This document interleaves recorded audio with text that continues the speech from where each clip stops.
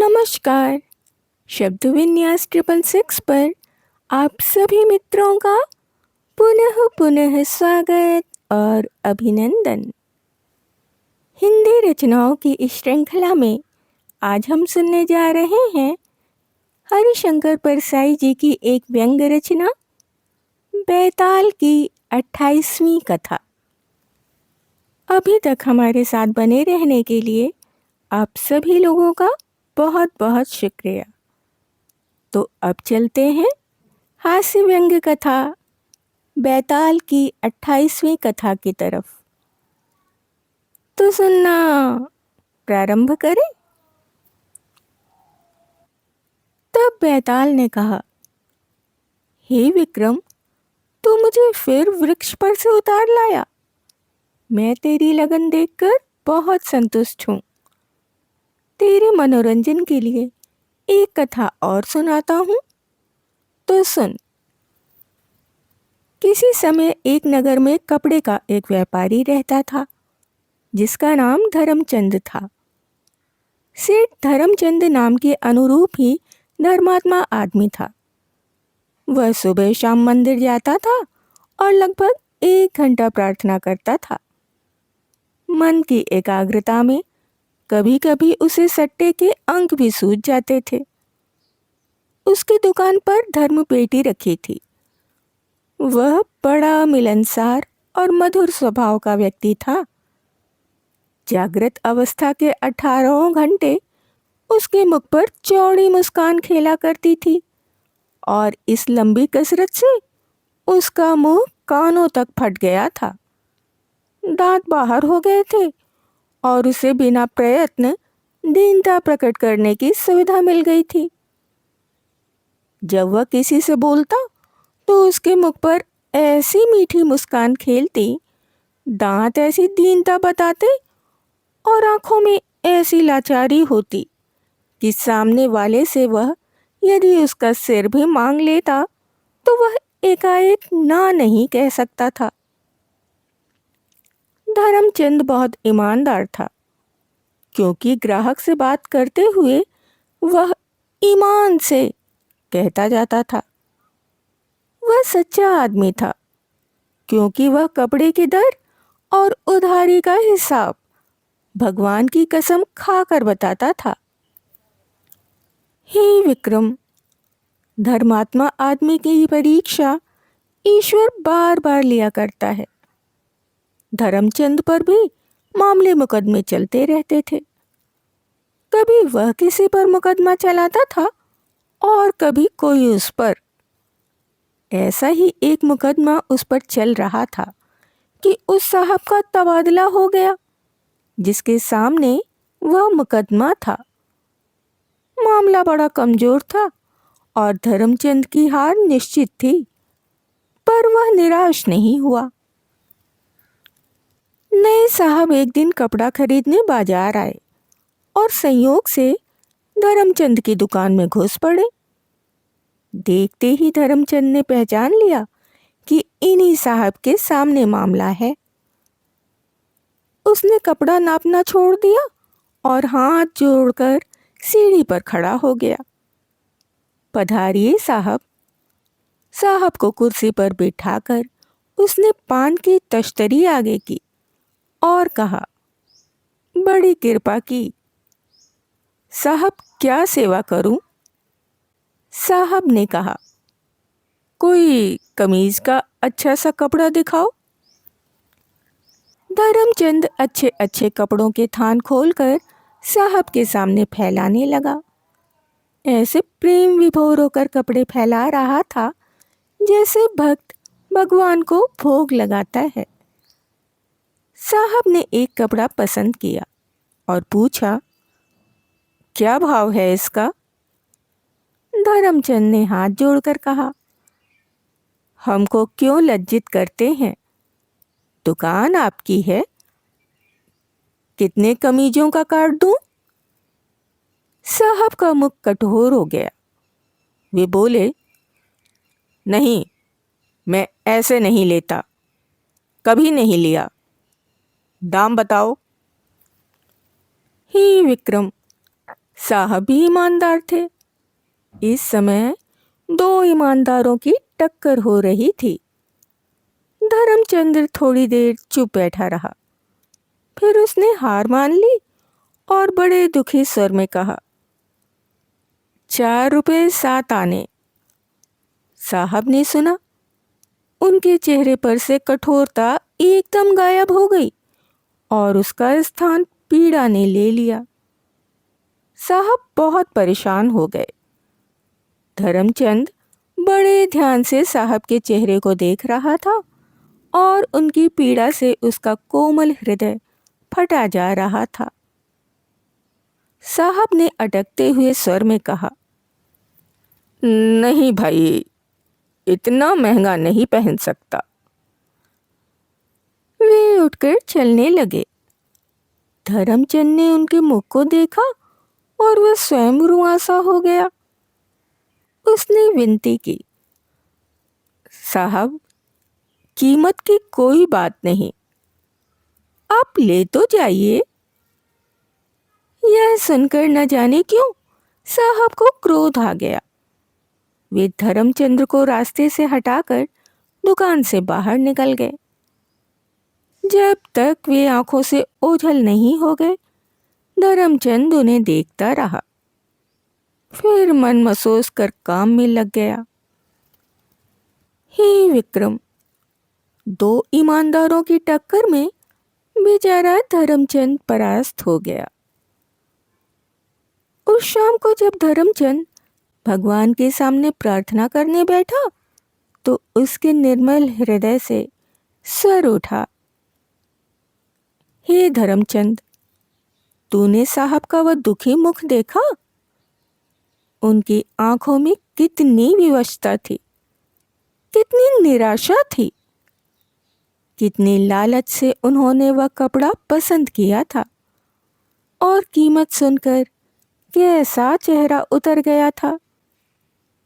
सोचते होंगे, हाय, हम अफसर कहलाते हैं पर मन का कपड़ा भी नहीं पहन सकते।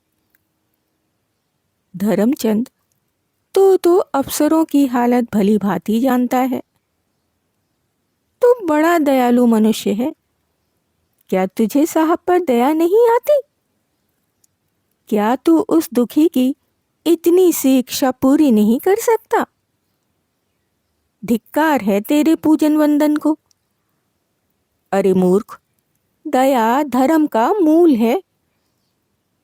धर्मचंद ने आत्मा की आवाज सुनी। उसका हृदय भर आया। उसकी नजरों में साहब का चेहरा झूल गया और आंसुओं की धारा बहने लगी। धोती से आंसू पोंछकर उसने हाथ जोड़े और कहा, हे भगवान, मुझसे बड़ी भूल हुई। दया निधान, वस्त्र के मामले में मैं आपकी उदारता जानता हूँ। जब आप द्रौपदी को एक के बाद एक सैकड़ों साड़ियाँ देते गए तो मैं, आपका भक्त, क्या साहब को कमीज नहीं पहना सकता? हे प्रभु, ये साहब लोग ही आज की द्रौपदी हैं। महंगाई के दुशासन ने जिनके कपड़े छीन लिए हैं। हे प्रभु, मुझे शक्ति दो, बल दो, मुझे आशीष दो कि मैं उस दुखी का दुख हर सकूं। प्रभु, मैं प्रतिज्ञा करता हूँ कि आज से 1 महीने के भीतर साहब को उस कपड़े की कमीज पहना कर रहूंगा। प्रतिज्ञा करने से धर्मचंद का मन हल्का हो गया। 8 दिन बीत गए। 9वें दिन प्रातःकाल धर्मचंद ने स्नान किया, तिलक लगाया और दुकान पर आया। उसने थान में से 4 कमीजों का कपड़ा फाड़ा और कागज में लपेटकर बगल में दबाया। मन ही मन ईश्वर का ध्यान किया और साहब के घर पहुंच गया। साहब ने उसे पहचान लिया। पूछा, क्यों सेठ जी, कैसे आए? सेठ ने सकुचाते हुए धीरे धीरे कपड़ा खोला और कहा, हुजूर, अभी बम्बई गया था। वहाँ एक कटपीस की दुकान में यह कपड़ा बड़ा सस्ता मिल गया। आप विश्वास नहीं करेंगे, यह 7 आने गज पड़ गया। मैं सबका सब ले आया। 6 कमीजों का था, 2 कमीजों का मैंने अपने लिए रख लिया और वह 4 का हुजूर के लिए ले आया। उसने कपड़ा साहब के हाथ में दे दिया। साहब ने कपड़ा देखा, फिर सेठ की तरफ देखा, फिर खिड़की से बाहर देखा, फिर जमीन की तरफ देखते हुए कहा, बड़ा सस्ता मिल गया। अच्छा किया जो आप ले आए। धर्मचंद ने कहा, हम तो साहब सेवा करने को हमेशा तैयार रहते हैं। धन दौलत साथ नहीं जाती, सेवा ही साथ जाती है। साहब ने 7 आने गज के हिसाब से कीमत दी, जो धर्मचंद ने सहर्ष ले ली। चलते चलते वह बोला, साहब, यहाँ के दर्जी बड़े बदमाश हैं। आप नए ही आए हैं, मैं अपना विश्वासी दर्जी भेजूंगा।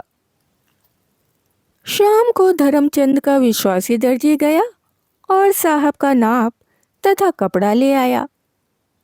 इधर रात को धर्मचंद भगवान के सामने बैठा और हाथ जोड़कर विनती करने लगा, प्रभु, मेरी प्रतिज्ञा पूरी हो गई। साहब अब अवश्य ही उस कपड़े को पहन सकेंगे। यह सब आपकी ही इच्छा से हुआ है। अब मेरी लाज आपके हाथ है। हे विक्रम, कमीजें बन गईं, पट्टियां लग गईं, इस्त्री हो गई, उठाकर पहनने लायक हो गई।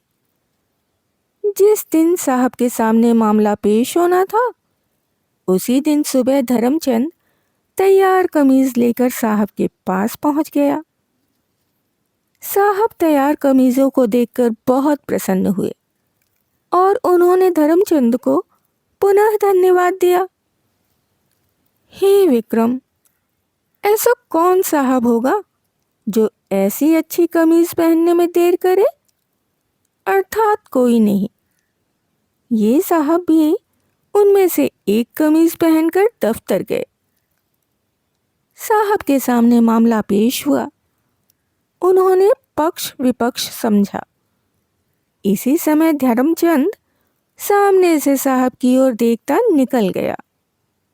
दोनों मुस्कुरा उठे। हे विक्रम, उस छवि का वर्णन तो शारदा भी नहीं कर सकती। साहब ने फैसला लिखने के लिए कलम उठाई। इसी समय किसी अंतःप्रेरणा से उनकी नजर अपनी कमीज पर पड़ी। सहसा एक चमत्कार हुआ। एक क्षण में वह कपड़ा फौलाद में परिवर्तित हो गया। उस फौलादी कमीज के वजन से साहब की रीढ़ झुक गई। कमीज धीरे धीरे सिकुड़ने लगी और साहब के अंग अंग कसने लगे। आस्तीन सिकुड़कर हाथों को कसने लगी। कॉलर ने सिकुड़कर गला घोंट दिया। साहब कराह उठे। कमीज सिकुड़ती ही जा रही थी। घबरा कर साहब ने फुर्ती से धर्मचंद के पक्ष में निर्णय लिख दिया। एक क्षण में कमीज फिर कपड़े की हो गई। कैसा चमत्कार हुआ! धर्मचंद के जीतने की खबर फैल गई। सबको आश्चर्य हुआ। कोई कहता, साहब ने ईमान खो दिया। कोई कहता, साहब बेचारा क्या करे, ईमान तो धर्मचंद का गया। कुछ लोग कहते कि दोनों ने ईमान खोया। कथा समाप्त कर बैताल थोड़ी देर चुप रहा, फिर बोला, हे विक्रम, कथा तूने भी सुनी, अब तू बता कि किसका ईमान गया, साहब का, धर्मचंद का या दोनों का? विक्रम ने तुरंत उत्तर दिया, ईमान किसी का नहीं गया, क्योंकि धर्मचंद ने कपड़ों के दाम लिए और साहब ने भी कीमत देकर कपड़ा लिया। यह सुनकर बैताल उड़ा और फिर उसी वृक्ष पर जाकर लटक गया। अब ये रचना यहीं समाप्त होती है। इसके बारे में अपने विचार हमारे साथ अवश्य ही साझा करें। यदि ये रचना आपको पसंद आई हो तो आप इसे लाइक कर सकते हैं, मित्रों और परिवारजनों में शेयर भी कर सकते हैं। जो भी सदस्य पहली बार चैनल पर आए हैं वो चैनल को सब्सक्राइब कर ले और बेल आइकन को दबाना बिल्कुल भी ना भूलें। रचनाओं और उनके प्रस्तुतिकरण से संबंधित यदि कोई विचार, सुझाव, आलोचना या फरमाइश आपके पास हो तो उसे कमेंट्स के जरिए हम तक आने दें। इसके अतिरिक्त अपने पसंद की कोई कहानी, उपन्यास या अपने पसंदीदा किसी लेखक की कोई रचना यदि आप हमारे द्वारा इस मंच के द्वारा सुनना चाहते हो तो उसके लिए भी आप कमेंट्स में हमें लिख सकते हैं। अभी के लिए विदा, शुक्रिया।